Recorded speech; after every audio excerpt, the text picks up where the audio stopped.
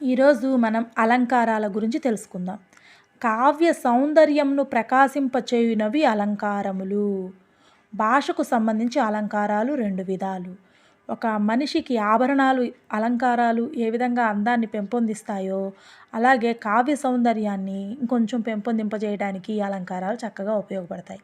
ఇవి 2 రకాలు. శబ్దాలంకారాలు, అర్థాలంకారాలు. శబ్దాలంకారాలు అంటే శబ్దం ప్రధానంగా కలిగిన అలంకారాలను శబ్దాలంకారాలు అంటారు. కేవలం శబ్దానికే ప్రాధాన్యత ఇచ్చేటటువంటి అలంకారాలు శబ్దాలంకారాలు. అంటే వినడానికి చాలా చక్కగా వినసొంపుగా ఉంటాయి ఇవి. ఇవి మళ్ళీ 3 రకాలు. అనుప్రాస అలంకారాలు, అలాగే యమకాలంకారము, ముక్త పదగ్రస్తము అని 3 విధాలు. వీటిలో అనుప్రాస అలంకారం గురించి తెలుసుకుందాం. ఇవి 4 విధాలు. ప్రాసతో కూడినటువంటి అలంకారాలన్నీ ఈ అనుప్రాస అలంకారం కిందకి వస్తాయి. అవి ఒకటోది వృత్యానుప్రాస అలంకారం, రెండోది చేకానుప్రాస అలంకారం, మూడవది లాఠానుప్రాస అలంకారం, 4 అంత్యానుప్రాస అలంకారం. ఈ 4 ప్రాసాలంకారాలన్నీ కూడా అనుప్రాస అలంకారాల కిందకి వస్తాయి. వీటిలో ఒకటోది వృత్యానుప్రాస అలంకారం గురించి తెలుసుకుందాం. వృత్యానుప్రాస, వృత్తము అంటే పదే పదే రావడం, తిరిగి తిరిగి మళ్ళీ మళ్ళీ వస్తూ ఉంటుంది అనే ఉద్దేశం. ఒకే హల్లు అనేక సార్లు రావడాన్ని వృత్యానుప్రాస అలంకారం అంటారు. మనం ఇంతకు ముందే తెలుసుకున్నాం కదా, అచ్చులు అంటే ఆ నుంచి అమ్మహా వరకు ఉండే అక్షరాలను అచ్చులు అంటారు, కా నుండి బండిరా వరకు ఉండే అక్షరాలని హల్లులు అంటారని. ఇలాగా హల్లు అక్షరం ఏదైనా, కా నుంచి బండిరా వరకు వచ్చేటటువంటి అక్షరాల్లో ఏ అక్షరమైనా కూడా పదే పదే వస్తూ ఉన్నట్లయితే దాన్ని వృత్యానుప్రాస అలంకారంగా చెప్పవచ్చు. ఉదాహరణకు గడగడ వడకుచు తడబడి జారిపడెను.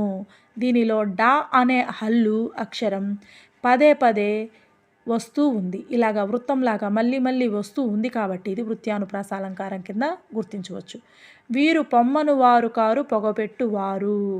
దీనిలో రా అనే హల్లు పదే పదే వస్తుంది. వృత్యానుప్రాస అంటే హల్లు అక్షరం మరలా మరలా వచ్చినట్లయితే దాన్ని వృత్యానుప్రాస అలంకారంగా గుర్తించవచ్చు. అలాగే రెండవది చేకానుప్రాస అలంకారం. చేకానుప్రాస అంటే హల్లుల జంట. వృత్యానుప్రాసలో హల్లు అక్షరం మాత్రమే వస్తుంది, చేకానుప్రాసలో హల్లుల జంట వస్తుంది. అంటే 2 అక్షరాలు ఒక చిన్న పదం వస్తుంది. హల్లుల జంట అర్ధభేదంతో వెంట వెంటనే వాడబడితే దానిని చేకానుప్రాస అలంకారం అంటారు. హల్లుల జంట కూడా ఎలా రావాలి అంటే అర్ధభేదంతో రావాలి. మళ్ళీ మళ్ళీ రెండోసారి ఉపయోగించేటప్పుడు అర్థంలో భేదం కనిపించాలి. అలా కనుక వాడినట్లయితే దాన్ని చేకానుప్రాస అలంకారం అంటారు.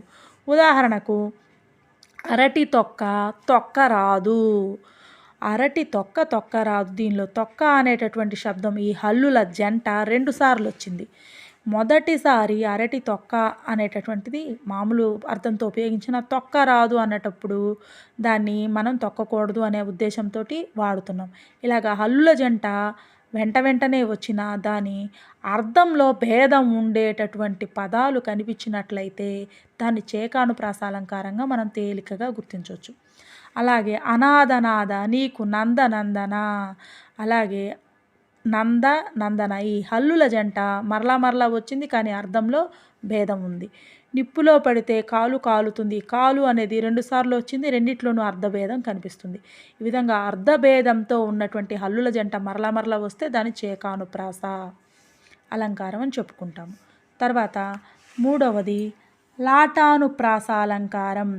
లాటానుప్రాస అంటే అర్ధభేదం లేకుండా తాత్పర్య భేదంతో వెంట వెంటనే ప్రయోగించబడితే దాన్ని లాటానుప్రాస అలంకారం అంటారు.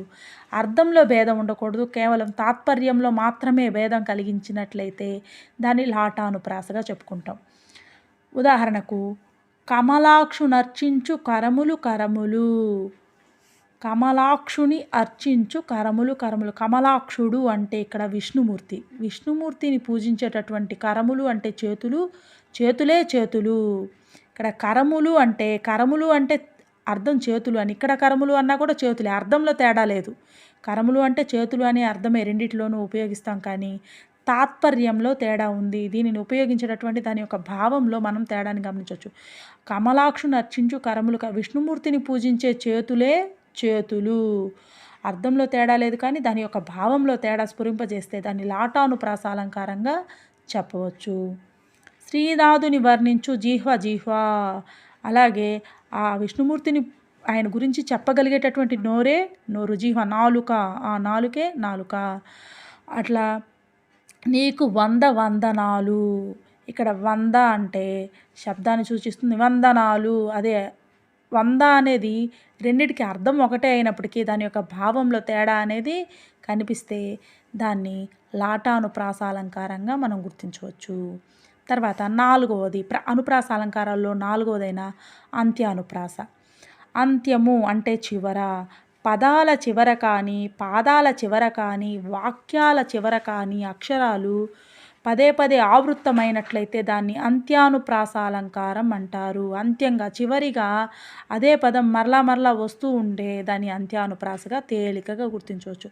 ఉదాహరణకు అశోకవనంలో సీత విలపించెను శోకం చేత.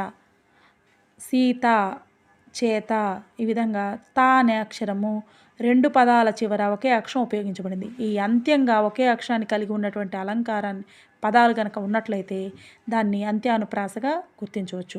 అలాగే ఇంకొక ఉదాహరణ, అదిగదిగో మేడ, మేడ పక్క గోడ. డా అనే అక్షరము మరలా మరలా వచ్చింది కాబట్టి ఇలా అంత్యానుప్రాస అలంకారం అంటారు. ఏ వాక్యాన్ని తీసుకున్నప్పటికీ కూడా చివర ఉండేటటువంటి అక్షరాలని ఒకే విధంగా ఉన్నట్లయితే దాన్ని అంత్యానుప్రాస అలంకారంగా గుర్తించవచ్చు. తరువాత యమక అలంకారం. శబ్దాలంకారాల్లో మిగిలినటువంటి యమక అలంకారం. అర్థభేదం కలిగి కొంత వ్యవధితో పదాలు ప్రయోగించబడడాన్ని యమకాలంకారం అంటారు. పదాలు కొంచెం వెంటనే రాకుండా కొంత వ్యవధితో వస్తాయి. అంటే మధ్యలో కొంచెం వేరే పదాలు వచ్చి మళ్ళీ ఆ పదాన్ని ఉపయోగించాల్సి వస్తుంది. అటువంటి పదాలన్నిటినీ మనం యమకాలంకారంగా గుర్తించవచ్చు. ఉదాహరణకి పారజూచిన పరసేన పారజూచు, లేమ ధనుజుల గెలవగలేమా. పార, ఈ పార అనేటటువంటి పదము మళ్ళీ ఇక్కడ వచ్చింది, మధ్యలో వేరే పదాలు వచ్చాయి. అర్థభేదం కలిగి కొంత వ్యవధితో పదాలు మళ్ళీ ప్రయోగించబడ్డం. పారజూచిన అంటే చూసినట్లయితే పరసేన పారజూచు, పరసేన వెళ్ళిపోతుంది అనే ఉద్దేశం. పదాలు ఒకే పదాలైనప్పటికీ దాని యొక్క కొంచెం వ్యవధితో దూరంగా వెంటనే కాకుండా వేరే పదాలు ఉపయోగించిన తర్వాత ఉపయోగించడం వల్ల వాటి యొక్క అర్థంలో తేడా కనిపిస్తుంది. లేమ ధనుజుల గెలువగలేమా. ఈ లేమ అనే పదం 2 సార్లు ఉపయోగించాం, మధ్యలో వ్యవధి వచ్చింది. కొంత వ్యవధితో ఉపయోగించబడ్డం అర్థభేదం కలిగి, అర్థంలో కూడా తేడా ఉపయోగిస్తూ మధ్యలో వ్యవధి వస్తే అది యమకాలంకారం. మన మనసు భద్రమయ్యే. మన సుభద్రకు మనసు భద్రంగా ఉంది. ఈ 2 పదాలు ఒకేలాగున్నప్పటికీ వాటి అర్థంలో తేడా ఉంది, అలాగే కొంత వ్యవధితో ఉపయోగించబడ్డాయి. ఇలాగా అర్థంలో తేడా ఉండి కొంత వ్యవధితో ఉపయోగించబడినట్లయితే దాని యమకాలంకారంగా మనం గుర్తించవచ్చు. తర్వాత ముక్త పదగ్రస్తం. ముక్త పదగ్రస్తము అంటే తేలిగ్గా మనం గుర్తించాలంటే విడిచిన పదాన్ని మరలా గ్రహించుట. ఒక వాక్యాన్ని కనుక మనం వాడినట్లయితే వాక్యాల చివర కానీ పదాల చివర కానీ విడిచిన పదభాగాలను మరలా గ్రహించుట. ఒక వాక్యం చివర ఏ పదం వస్తుందో మళ్ళా రెండో లైను మొదలుపెట్టినప్పుడు ఆ పదంతోనే ప్రారంభించడం ముక్త పదగ్రస్తం. ఉదాహరణకు సుదతి నూతన మదన తురంగ పూర్ణ మణిమయ సదనామయ గజరదన రథనాగేంద్రుని బకీర్తి నరసింహ.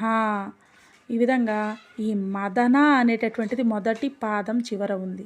ఇదే మదన అనే పదంతో రెండో లైన్ ప్రారంభమైంది.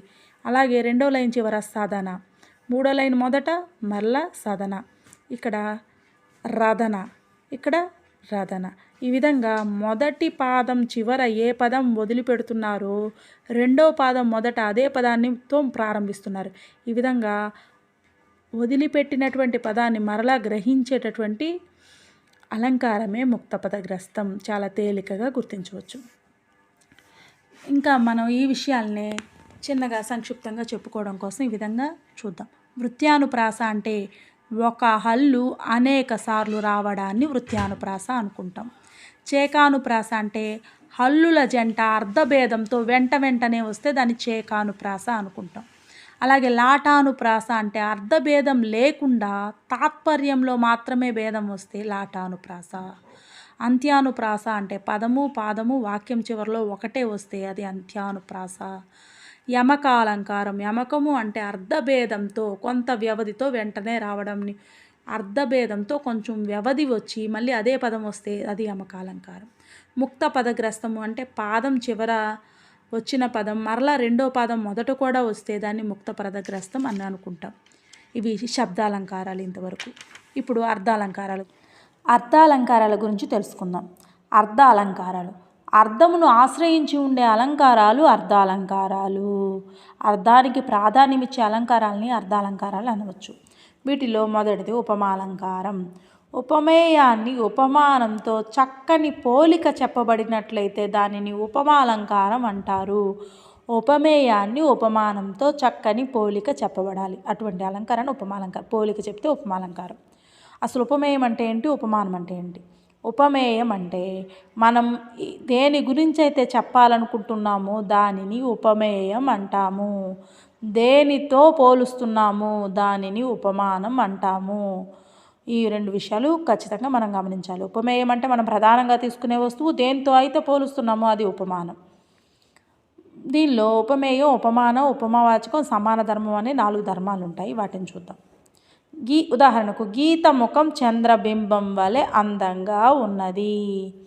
ఇక్కడ మనం గీత ముఖాన్ని చంద్రబింబంతో అందంగా ఉన్నది అని పోలుస్తున్నాము. ఇలా పోలుస్తున్నాం కాబట్టి ఇది ఉపమాలంకారం కింద చెందుతుంది. దీనిలో ఉపమేయం సీతముఖం అంటే గీతముఖం, ప్రధానంగా మనం తీసుకుంటున్నటువంటి వస్తువు ఏదైతే ఉందో అది ఉపమేయం. దేనితో అయితే పోలుస్తున్నామో అది ఉపమానం. చంద్రబింబం అనేది ఉపమానం. సమాన ధర్మం, రెండిటికి సమానంగా, చంద్రబింబం అందంగా ఉంది, గీతముఖం అందంగా ఉంది, రెండిటికి సమానంగా ఆపాదించబడింది కాబట్టి అందము అనేది సమాన ధర్మం అవుతుంది. ఉపమావాచకము అంటే వలె, ఈ పోలికను తెలియచేయటానికి వలె, పోలే వంటి ఇటువంటి పదాలు ఉపయోగిస్తూ ఉంటాము. ఈ వలె కనుక లేకపోయినట్లయితే ఈ వాక్యం పరిపూర్ణం అవ్వదు.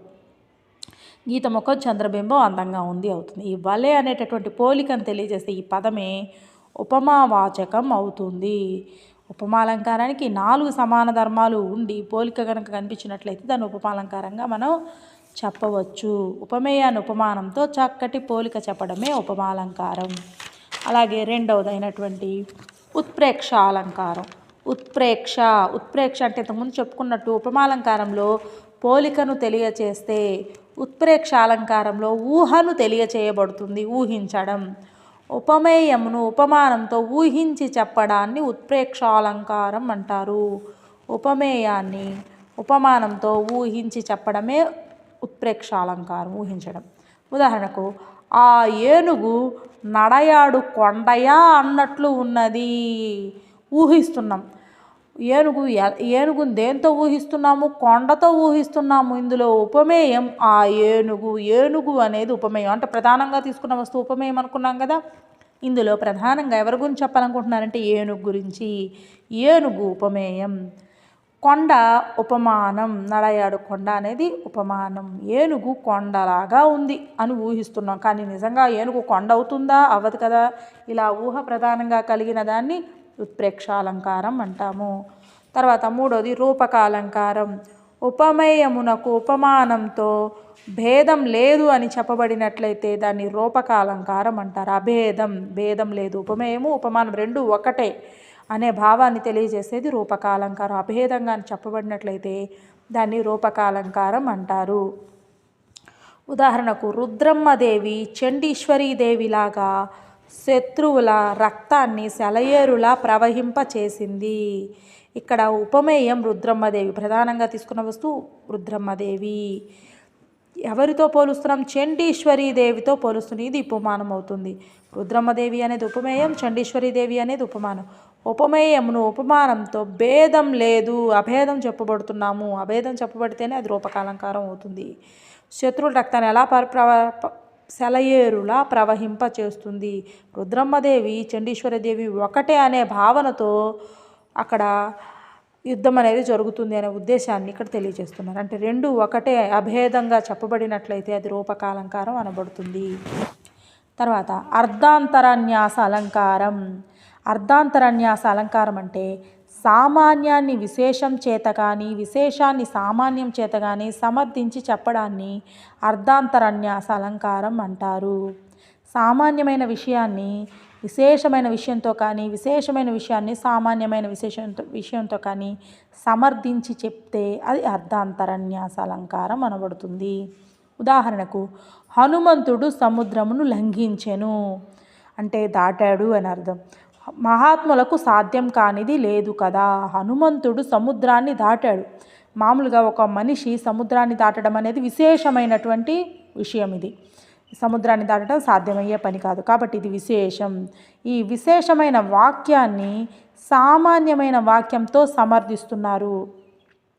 మహాత్ములకు సాధ్యం కానిది లేదు కదా. ఆయన మహాత్ముడు కాబట్టి ఆయనకు పడనిది ఏది ఉండదు అనే ఉద్దేశంతో ఈ విశేషమైన వాక్యాన్ని సామాన్యమైన వాక్యంతో సమర్థించి చెప్పడం వల్ల ఇది అర్ధాంతరన్యాస అలంకారం అనబడుతుంది.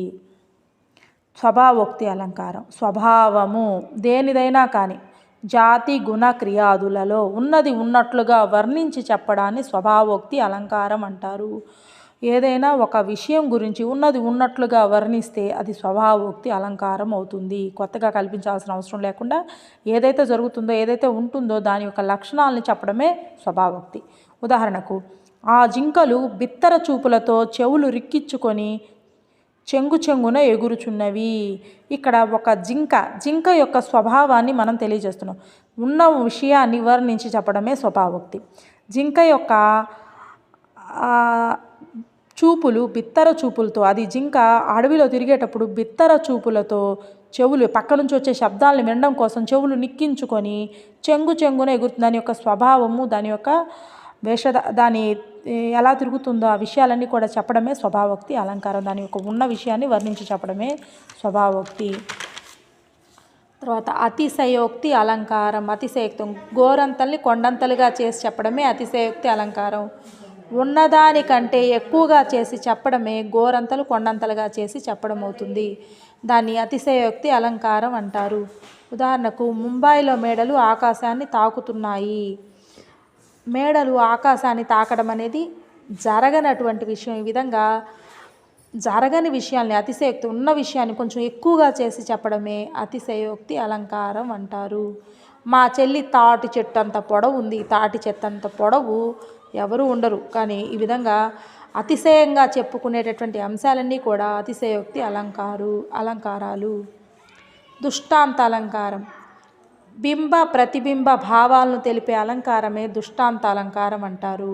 బింబ ప్రతిబింబ అంటే ఉపమేయం, బింబము అంటే ఉపమేయం, ప్రతిబింబము అంటే ఉపమానం.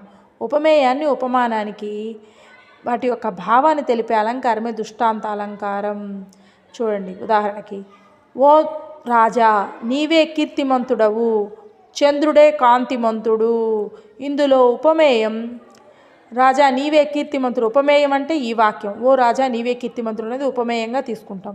చంద్రుడే కాంతిమంతుడు ఉపమానంగా తీసుకుంటాం. నువ్వు రాజు ఎలా కీర్తిమంతుడో చంద్రుడు కూడా అలాగే. భావం ఒకటే, ఇద్దరు గొప్పవాళ్ళే అనే భావాన్ని స్ఫురింపజేసేలాగా దృష్టాంతాలు. బింబ ప్రతిబింబం ఉపమేయానికి ఉపమానానికి బింబ ప్రతిబింబ భావాలను తెలియజేసే అలంకారమే దృష్టాంత అలంకారం. నీవెంత గొప్పవాడు చంద్రుడు కూడా అంతే గొప్పవాడు అని చెప్పడం.